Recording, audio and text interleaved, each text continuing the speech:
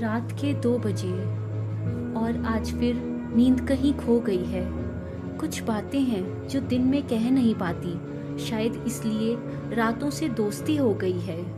क्या तुम्हारे साथ भी ऐसा होता है?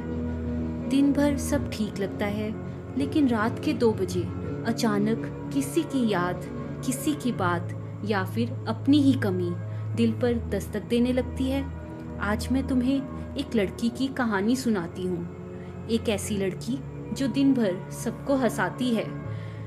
माँ को लगता था वो खुश है, दोस्तों को लगता था उसकी ज़िंदगी आसान है, लेकिन हर रात वो अपने कमरे की लाइट बंद करके बस छत को देखा करती थी, क्योंकि उसके पास सब कुछ था सिवाय उस इंसान के जिसके सामने वो टूट सकती थी। सबको अपना दर्द छोटा लगता था, इसलिए मैं मुस्कुराती रही। किसी ने पूछा ही नहीं कि कैसी हूँ और मैं बताने से डरती रही। एक रात उसे अपनी पुरानी चैट्स मिली, वही चैट्स जहाँ कभी घंटों बातें हुआ करती थी, जहाँ खाना खाया भी मोहब्बत सा लगता था और सो जाना भी किसी दुआ जैसा। वो मुस्कुराई, फिर उसकी आंखें भर आई। कुछ लोग चले नहीं जाते, उनकी आदतें रह जाती हैं। तुम गए तो सिर्फ तुम नहीं गए, मेरी हंसी का एक हिस्सा साथ ले गए। अब लोग पूछते हैं क्या बदला, काश उन्हें पता होता सब कुछ वही है, बस मैं नहीं रही। उस रात पहली बार उसने खुद से एक सवाल पूछा, क्या मैं उसे याद कर रही हूँ या उस एहसास को जो उसके साथ होने पर मिलता था। और शायद यही सवाल हम सबको कभी ना कभी परेशान करता है, क्योंकि अक्सर इंसान नहीं, उसके साथ बिताया हुआ सुकून याद आता है।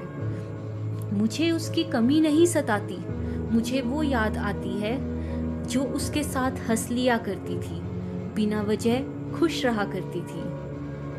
घड़ी में 2:30 बज चुके थे, आंसू सूख चुके थे, लेकिन उस रात उसे एक सच्चाई समझ आई।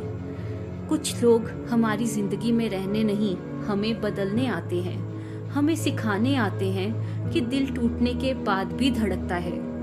वो मेरा आखिरी नहीं था, बस एक खूबसूरत सा सबक था, जिसने सिखाया कि मोहब्बत करना ज़रूरी था, लेकिन खुद को खो देना नहीं। और फिर कई महीनों बाद उसने पहली बार आईने में खुद को देखा, किसी की याद बनकर नहीं, खुद बनकर।